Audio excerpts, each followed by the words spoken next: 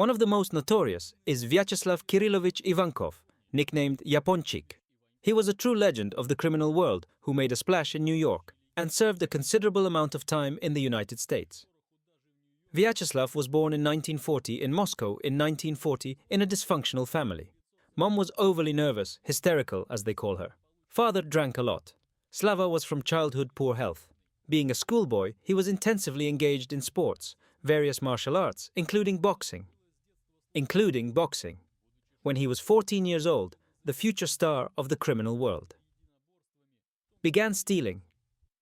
After completing 8 grades, the boy decided to enroll in a circus school. He wanted to become an aerial gymnast. Ivankov quickly learned and mastered the necessary skills, but one day fell and suffered a serious head injury. And because of that, the world of the circus to the world of circus. By the way, having received an injury, he did not seek medical help and often fainted. After college, he got a job as a mechanic at a local factory. He became a foreman, attended night school. When he turned 20, he married an Assyrian woman, Lydia Ivazova. The couple soon had a son. Criminal path. Vyacheslav Ivankov got into the police in 1965. He was detained for pocket theft. He also actively resisted police officers during the arrest. He was examined in a psychiatric hospital, where he was diagnosed with schizophrenia. In the hospital, Vyacheslav willingly communicated with others, read books. In 1966, he was again sent for treatment, but Ivankov escaped from the hospital. Sometime later, he was caught and again placed in a mental hospital. In 1967, he was released. He joined the group of the then influential thief-in-law Gennady Kharkov, Mongol. He immediately noted Ivankov as very capable. Vyacheslav took an active part in the life of the gang and there also received his nickname Yaponchik. There was also another well-known authority in this group, Bykov Vladimir, Balda. After his capture, Yaponchik was able to escape punishment, while Balda was sentenced to 13 years in a penal colony. Ivankov created his own bandit group. The bandits pretended to be police officers and conducted searches of people who lived on unearned income. They seized their property, which they then sold. They kidnapped some people and took them to the forest, where they tortured them to find out where money and other valuables were kept.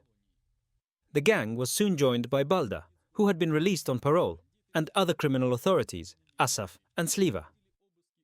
The group began to tour throughout the Soviet Union. The bandits engaged in extortion and robbery. Sometimes they killed people, mostly other criminals, raiders, speculators. Vyacheslav Ivankov worked as a coach at a sports school for children and as a photolab technician. In 1974, due to his illness, he received permanent disability. Yaponchik often went to restaurants, made useful acquaintances. Once in the restaurant Rus, there was a brutal fight with representatives of the Caucasian peoples. One of the Caucasians was killed. Ivankov was detained in this case, and his driver's license and passport, forged, was seized from him. He managed to avoid criminal responsibility by using his connections. During the investigation, he was in Butir prison, where he was transferred to the rank of thief-in-law. After leaving prison, Vyacheslav divorced his wife. He fictitiously worked as a merchandiser in a store, often went on business trips. In Moscow, Yaponchik was considered one of the most influential criminal authorities. In the company of Mongols several times a week, went to a closed restaurant, Saturn. People characterized Ivankov as an overbearing and cruel man. He often acted as a judge in various disputes. In the 80s, Ivankov's OCG, which included other criminal authorities, committed burglaries, conducted searches of those who had some shady ways of earning money, etc. They also kidnapped people and tortured them, taking valuables. 1990s. When Yaponchik was serving his sentence in 1991, many famous people petitioned for his release, including Sviatoslav Fedorov, a famous ophthalmologist, and even Alexander Rosenbaum and Joseph Kobzon. In 1992, Yaponchik went to Germany and afterward moved to the United States. In the United States, Ivankov got to the United States as an employee of a movie studio. In addition, he had a fictitious marriage with Irina Ola, a US citizen. In New York, Vyacheslav Ivankov resolved disputes between criminal authorities and engaged in drug trafficking. Here, Yaponchik also gathered a gang, which numbered about 250 people. The OCG included former military men, athletes. The head of the military was a former KGB officer. Some claim that at this time, Ivankov was visiting Moscow, where he wanted to ignite a war against Caucasian groups. The Western press wrote that Yaponchik was the head of the New York Russian mafia. In 1994, because of the appeal of people who suffered from the actions of Yaponchik, the FBI began to follow the authority. When the evidence was obtained, Ivankov was arrested. He received 9 years and 7 months.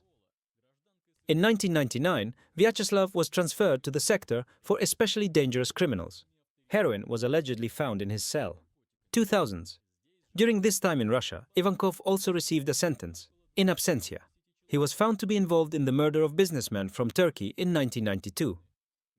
In 2004, Yaponchik was released from an American prison and was immediately sent back to Russia. Eventually, the Russian prosecutor's office dropped the case because of the statute of limitations. In 2005, a court found Vyacheslav not guilty. After his acquittal, Yaponchik stated that he would no longer participate in criminal life.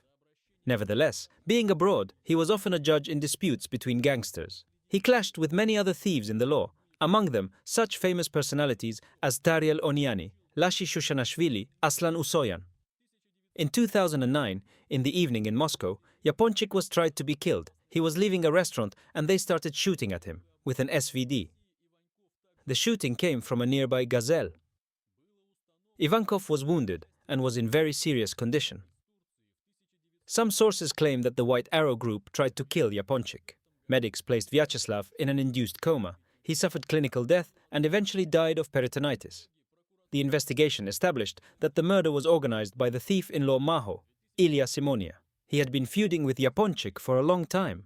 Maho and accomplices were brought to trial in 2021. Some of them fled to Abkhazia, from where they cannot be extradited. Local law prohibits it. Funeral. The funeral of Vyacheslav Ivankov took place at the Vagankovsky cemetery. Before the procession, the area was surveyed by sappers. Yaponchik's death caused a resonance, and crowds of people, journalists, correspondents, etc., gathered near the cemetery and the church. The guards, at the request of Ivankov's relatives, restricted photo and video filming of the funeral. It sounds wild, but the deceased was buried in a coffin in which air conditioning and light were installed.